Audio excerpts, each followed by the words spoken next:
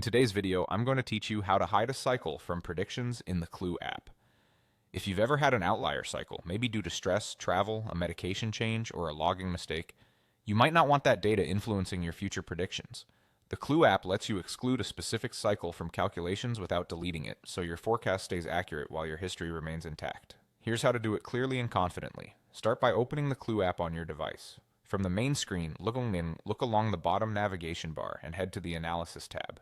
It's the second icon from the right.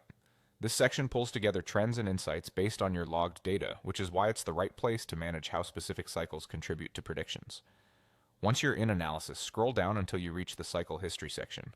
This is where you'll see a list of your past cycles. Take a moment to find the exact cycle you want to exclude. Double-check dates or any notes you made so you're certain you're hiding the right one. Next, locate the three dots beside that cycle. This is the menu for more options related to that specific entry. Tap those three dots to open the options, and then look for the setting labeled Hide this cycle. Toggle it on.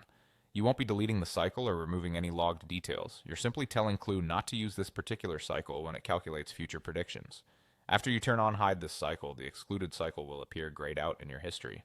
That grayed out look is your visual confirmation that the cycle is no longer included in predictions. From now on, Clue will skip that cycle when estimating things like your next period or fertile window, helping your forecasts better reflect your typical pattern.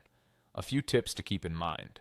If the three-dot menu looks slightly different on your device, it may be due to an app update or platform variation, but the option to hide a cycle will be in that menu.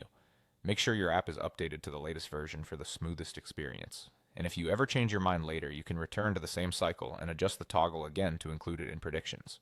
That's all there is to it. You've kept your data intact, clarified your trends, and improved the accuracy of your predictions with just a quick adjustment.